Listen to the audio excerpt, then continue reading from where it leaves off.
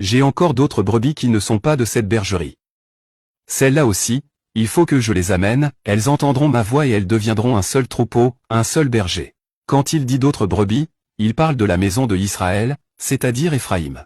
Et quand il dit cette bergerie, il parle de la maison de Yehuda, c'est-à-dire les Yehudim, ce qui est traduit par le mot juif. Yéhézkel chapitre 37 versets 15 à 28. La parole de Yehovah vint à moi en disant, « Et toi, fils d'Adam, prends un arbre et écris dessus, pour Yehuda, et pour les enfants de Israël, ses compagnons. Prends encore un autre arbre, et écris dessus, l'arbre de Éphraïm et de toute la maison de Israël, ses compagnons, pour Yosef. Rapproche-les l'un de l'autre pour qu'ils soient un seul arbre, et ils ne seront qu'un dans ta main. Quand les enfants de ton peuple demanderont, en disant, ne nous déclareras-tu pas ce que tu veux dire par ces choses? Dis-leur, ainsi parle Adonai Yehovah, voici, je vais prendre l'arbre de Yosef qui est dans la main de Éphraïm, et des tribus de Israël, ses compagnons. Je les joindrai à l'arbre de Yehuda, et j'en formerai un seul arbre, ils ne seront qu'un seul arbre dans ma main. Ainsi les arbres sur lesquels tu écriras seront dans ta main, sous leurs yeux. Dis-leur, ainsi parle Adonai Yehovah, voici, je vais prendre les fils de Israël du milieu des nations parmi lesquelles ils sont allés, je les rassemblerai de toutes parts, et je les ferai venir sur leur sol.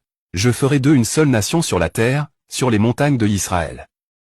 Un seul roi sera leur roi à tous, ils ne seront plus deux nations, et ils ne seront plus divisés en deux royaumes. Ils ne se souilleront plus par leurs idoles, ni par leurs infamies, ni par toutes leurs violations de la Torah.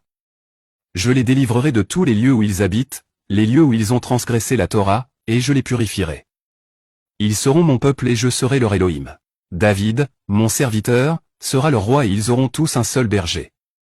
Ils marcheront dans mes ordonnances, ils garderont mes lois et les mettront en pratique.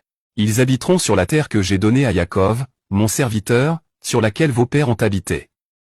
Ils y habiteront eux, et leurs fils, et les fils de leurs fils, pour toujours, et David mon serviteur sera leur prince pour toujours.